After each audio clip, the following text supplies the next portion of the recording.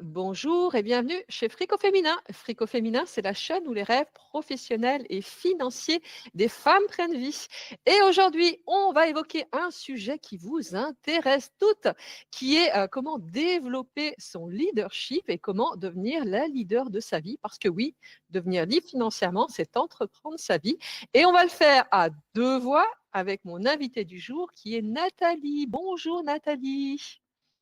Bonjour Ophélie, je suis ravie de partager ce moment avec toi, avec vous aujourd'hui sur ce sujet. Mais avant de passer à cette interview et vous livrer nos retours d'expérience et nos bons conseils, je vous invite à télécharger votre cadeau dans la description, les 6 secrets de ta liberté financière. Alors justement, Nathalie, selon toi, qu'est-ce que c'est le leadership et comment est-ce que tu en es venue à travailler sur ce sujet? Comment est-ce que tu peux définir ça et nous en dire un petit peu plus sur toi, sur ton parcours de vie et qu'est-ce qui t'a amené à accompagner des personnes là-dessus? Oui, alors c'est quoi le leadership et comment j'en suis venue accompagner? D'abord, le leadership, si on doit le définir, c'est quand même cette capacité à influencer, à guider, à diriger et puis aussi à inspirer des équipes, des collectifs, des partenaires, des groupes. Donc, c'est cette notion, cette vision du collectif. Et puis, il y a aussi cette notion, peut-être je dirais un peu plus subtile, du leadership, qui est le leadership personnel. Et c'est vrai que si ces femmes, elles veulent vraiment incarner des femmes leaders, des femmes inspirantes, impactantes aussi, on va dire presque magnétiques, eh bien, évidemment, on doit se questionner, travailler sur ce leadership personnel ou ce leadership au féminin, pour reprendre aussi le titre toi aussi que tu utilises, hein, le frico féminin, le leadership au féminin, c'est vraiment cette puissance tranquille et qui nécessite un retour à soi. Ça commence par soi.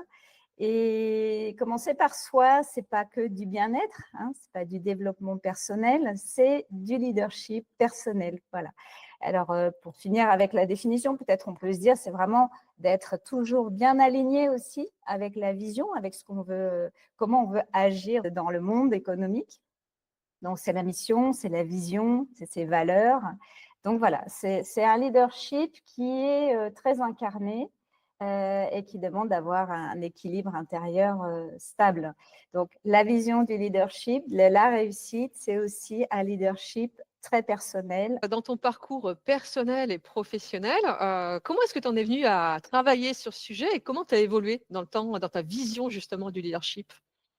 Oui, c'est bien de dire qu'on évolue. J'ai, moi, d'abord beaucoup conseillé, accompagné, animé des réseaux de dirigeants, des entrepreneurs sociaux, des dirigeants de l'économie sociale et solidaire.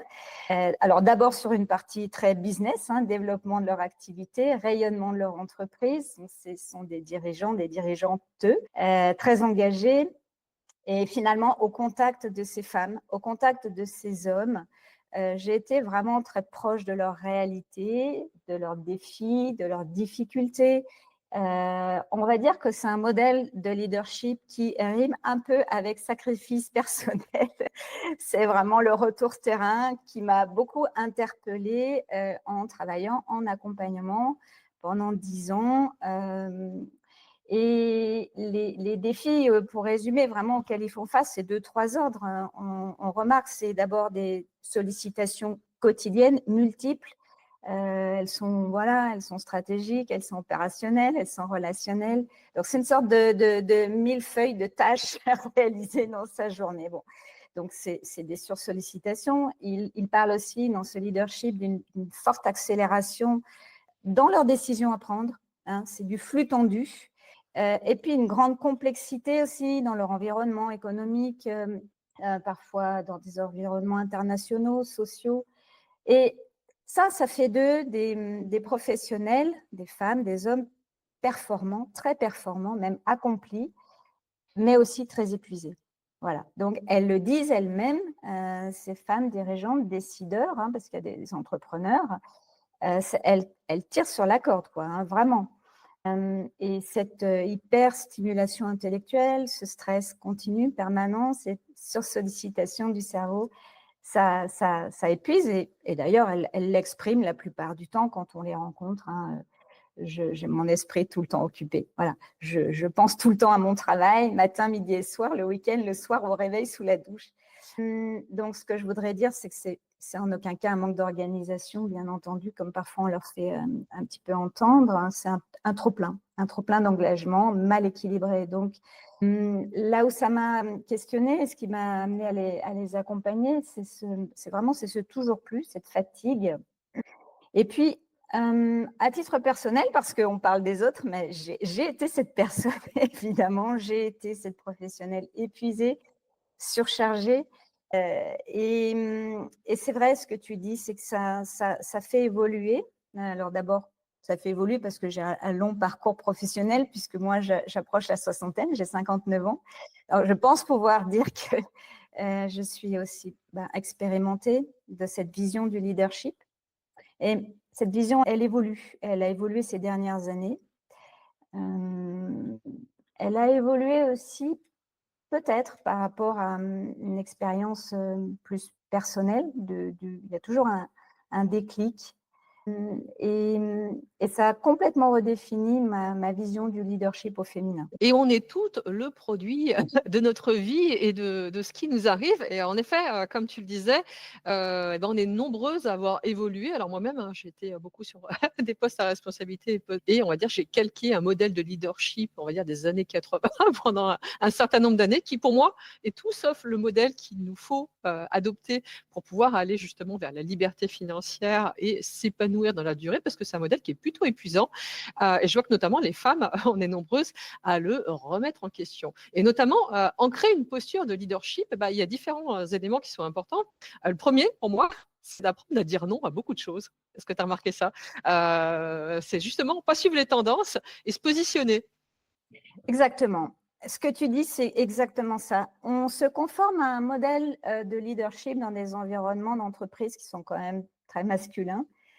Souvent, des entreprises ont été dirigées, souvent par des hommes, hein, c'est vrai. En représentation des femmes dans les comités de direction, elles sont plus faibles. Donc, on est quand même très conforme à ce modèle-là qui nous dit, et les femmes me le disent en accompagnement, je tiens, ça va aller, ça va bien se passer, je ne dois pas montrer le moindre signe de faiblesse, ni à mes équipes, ni à mes partenaires extérieurs, financiers. Je suis forte, hein, d'ailleurs, les femmes, elles se le disent tout le temps, hein, je ne dois rien lâcher. Et aussi, je pense à tout parce qu'évidemment, elles ont la double ou la troisième vie que l'on connaît toutes. Et moi, je vais, et ça a été mon déclencheur, te parler aussi de ce qui m'est arrivé finalement, de ce qui a complètement redéfini ma position.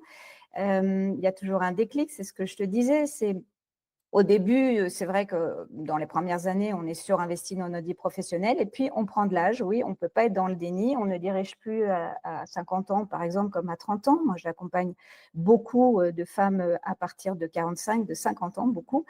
Et effectivement, à un moment donné, j'ai connu ce trop-plein dans mon activité de consultante indépendante. Et il y a eu un déséquilibre complet de mon organisme, une accumulation. Et c'est à ce moment-là que j'ai changé. Moi, j'ai eu un souci de santé qui a complètement redéfini ma vision du leadership. Je répète, ce n'est pas du bien-être, c'est de la santé. La santé du dirigeant, c'est aussi du leadership, c'est de pouvoir continuer à travailler, à impacter, à être performante, à s'épanouir, à se réaliser dans sa vie professionnelle. Et à partir de ce moment-là, moi, ma santé, c'est devenu centrale. Et je pense qu'effectivement, c'est à ce moment-là que j'ai vraiment décidé aussi, en parallèle de mon activité de consultante, de me former très sérieusement pendant 3 années sur mes temps de week-end, de vacances, à des méthodes, à des outils, des techniques très puissantes d'énergie, de bien-être physique et mental, pour lesquelles je suis bien sûr certifiée, que j'utilise dans mes accompagnements. C'est même au cœur de mon accompagnement du leadership féminin des femmes. Accompagner des décideurs à prendre soin de leur santé, c'est un acte de leadership. Prendre soin de sa santé physique, mentale, de son énergie, c'est un acte de leadership. Et ça fait partie d'un acte de courage. Oui, alors justement, ancrer une posture de leadership au féminin, c'est justement se, placer au centre de sa vie, se faire passer avant le reste, comprendre que notre temps et notre énergie, notre santé aussi, c'est ça qui va nous amener loin et c'est ça qui va nous permettre de nous construire une vie 100 alignée et sur mesure, et ça, c'est pas forcément ce qu'on nous a appris dans nos familles, ainsi de suite. Pourquoi? Bah, parce qu'on nous a, surtout appris à nous suradapter, à être de bonnes élèves. Alors moi, je le vois, les femmes qui sont justement entrepreneurs et ou sur des postes de direction ont beaucoup, se sont suradaptées pendant un certain nombre d'années.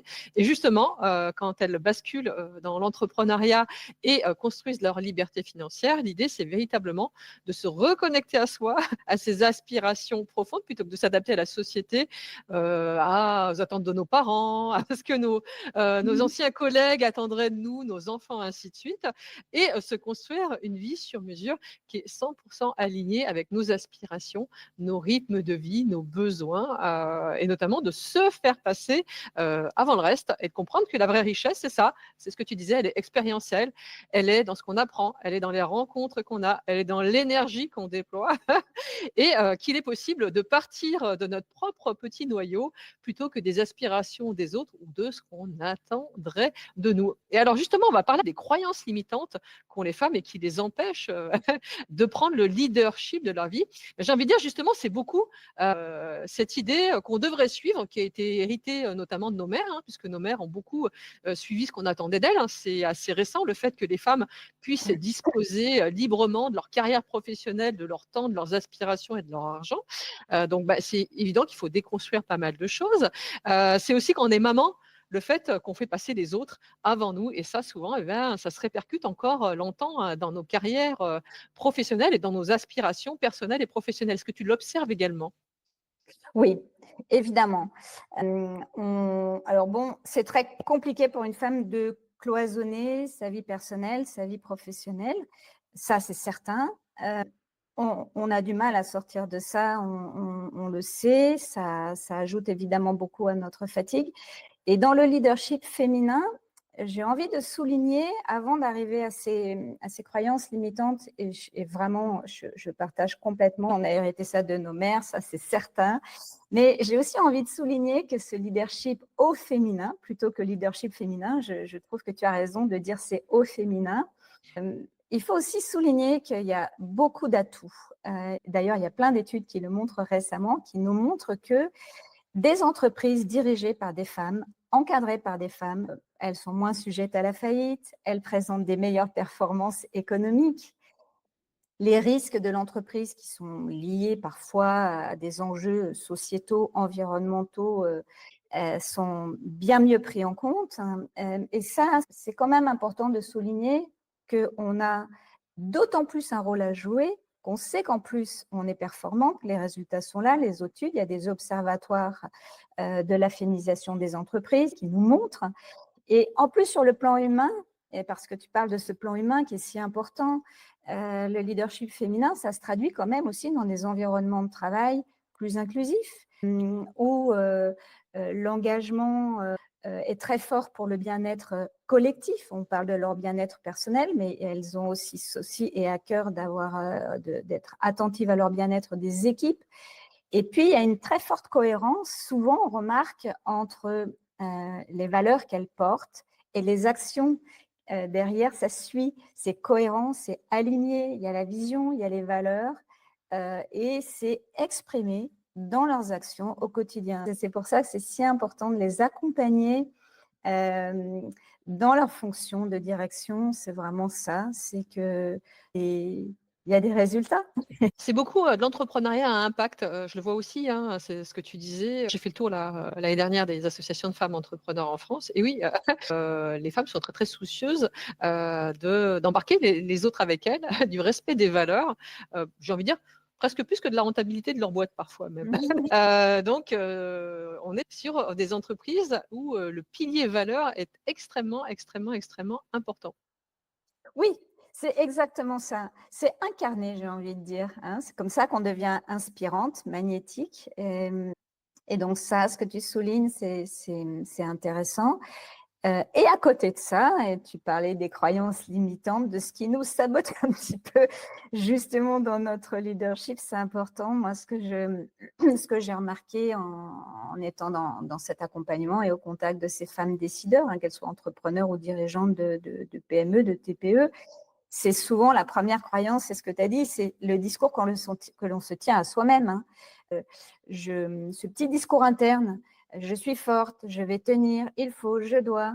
Et ça, c'est vouloir passer en force. Donc, moi, je dirais que c'est une croyance et un frein en même temps. C'est première croyance, c'est aussi se dire je vais arriver seule. Alors, toi, tu fréquentes des réseaux, tu parles beaucoup de cette notion de réseau qui est si importante pour les femmes aussi. Et donc, en étant en réseau, on voit bien, en contact de ces dirigeantes, comment elles fonctionnent. Donc voilà, donc la notion de réseau. Donc souvent, la première croyance, c'est de penser qu'on peut y arriver seul, alors que c'est mieux d'être entouré et c'est mieux d'être dans des réseaux. C'est ce que tu fais, c'est ce que tu mets en avant et c'est important de le dire. Ça, c'est la première difficulté, c'est de vouloir trop s'enfermer. Parfois, on est submergé par les tâches et on n'a pas le temps d'aller faire du réseau. Il faut le faire. Ça, c'est la première croyance. La seconde, pour moi aussi, c'est et là, je reviens un petit peu sur cette activité, c'est de penser que c'est moins important, moins urgent de s'occuper de son bien-être mental que de toute autre chose, que de son expertise, que de sa montée en compétences, que de son entreprise parfois. Donc pour moi, c'est une dirigeante, c'est un peu comme une sportive de haut niveau. Ce qu'il faut bien qu'elle comprenne, c'est que pour réussir, il y a plusieurs niveaux. Il y a le physique, il y a le mental et il y a les compétences professionnelles. C'est exactement comme un sportif qui se prépare pour la compétition. Et je pense en tout cas qu'elle doit pouvoir prendre en compte, tenir compte de ces trois niveaux et ne pas se faire passer après les autres. Voilà. La troisième chose que j'ai identifiée, que je trouve important de rappeler ici aussi, c'est de se dire que ça n'arrive pas qu'aux autres, que parfois, quand on arrive à un mode de saturation, on doit être attentif à des clignotants, à des signes, parfois qui sont très précurseurs, parce que le burn-out des dirigeantes, il existe. Les maladies, comme moi, j'en ai parlé de ma situation personnelle, ça existe, parfois on ne le voit pas, on n'a pas voulu voir les petits signes précurseurs, et que ça a des conséquences non seulement sur soi, mais sur son entreprise, que ça peut être d'autant plus important. Moi, j'accompagne des dirigeantes aussi de TPE, de PME ou d'entrepreneurs en solo. Quand on tombe malade, ça a des conséquences aussi sur l'entreprise. Il n'y a pas de numéro 2 souvent dans ces entreprises, comme dans des grands groupes, des multinationales, où très rapidement on a le numéro 2. C'est très rare là. Souvent, moi je me souviens d'une dirigeante qui me disait elle avait rien prévu. Et elle l'a fait après avoir vécu ça. Bon.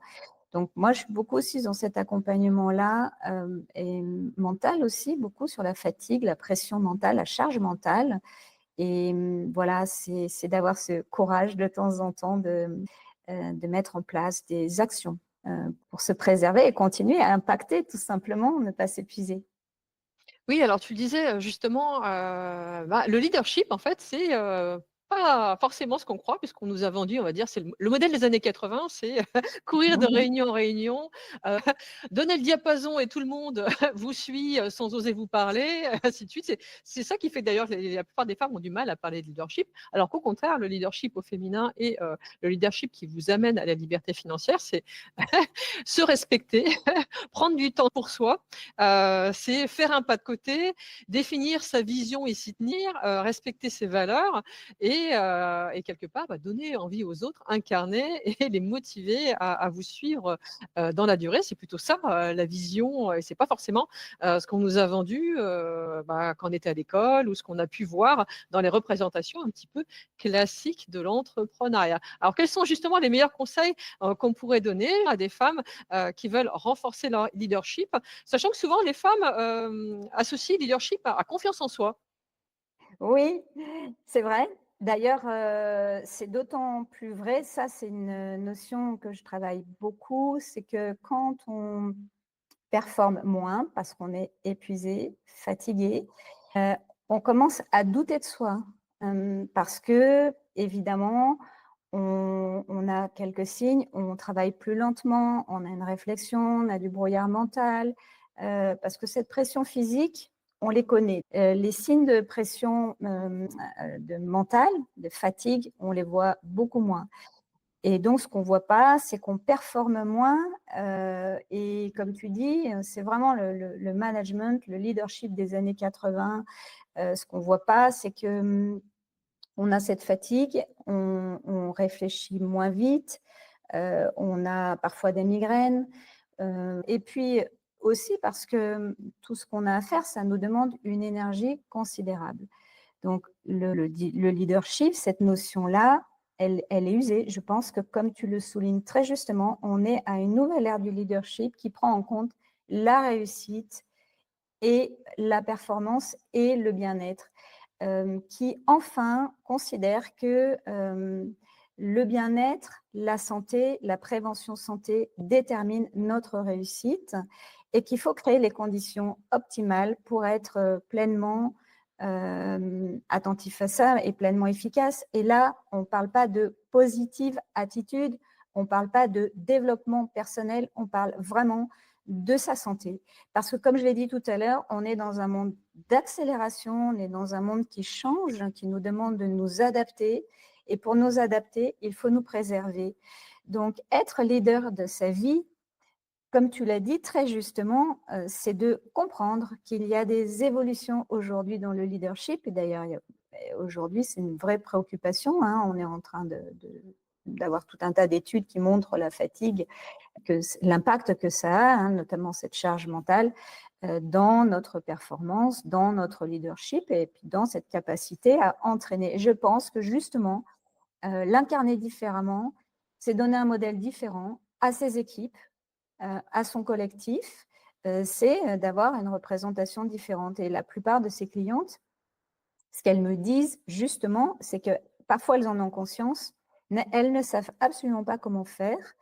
Elles sont dans cette prise de conscience que tu soulignes aujourd'hui, dans ce monde fou qui va à vitesse grand V, qui nous sursollicite avec des sollicitations même continuelles hein, de notre messagerie, de notre téléphone. Donc voilà, notre cerveau, notre constitution n'est pas prévue pour assumer autant de tâches. Donc, il faut calmer toute cette agitation, il faut gérer cette pression. Donc, la plupart des femmes que j'accompagne, c'est ce qu'elles viennent chercher. Elles ne savent pas comment faire pour arrêter la machine, pour se relaxer. Elles ne savent pas quel outil. Elles ont parfois ne savent pas comment gérer toute cette pression et parfois ça a des conséquences physiques. Hein. On a mal au dos, aux épaules, on a des signes, hein, on le sent, on est tendu. Oui, oui, bah, je suis tout à fait d'accord avec toi. Je pense que là, dans les prochaines années, le nerf de la guerre va pas être toujours le gagner plus et aller plus vite, mais ça va être de tenir dans la durée, dans la joie, la bonne humeur, en s'épanouissant et en faisant parfois moins et mieux. Ça va être les enjeux dans les entreprises et dans nos vies. Je le pense sincèrement. C'est un enjeu et être leadership de soi-même, comme tu m'as proposé d'en parler, c'est vraiment ça. Je pense qu'aujourd'hui, c'est un acte de courage de s'opposer à ça. Ça ne veut pas dire qu'on est moins performant. Je crois même que c'est exactement l'inverse si je les retours clientes et les miens, parce que tout ce que j'enseigne dans mes accompagnements, je le pratique vraiment au quotidien. Je ne peux pas performer, je n'aurais pas pu créer une deuxième entreprise à 54 ans si je n'avais pas mis en place moi-même ces outils concrets, ces habitudes.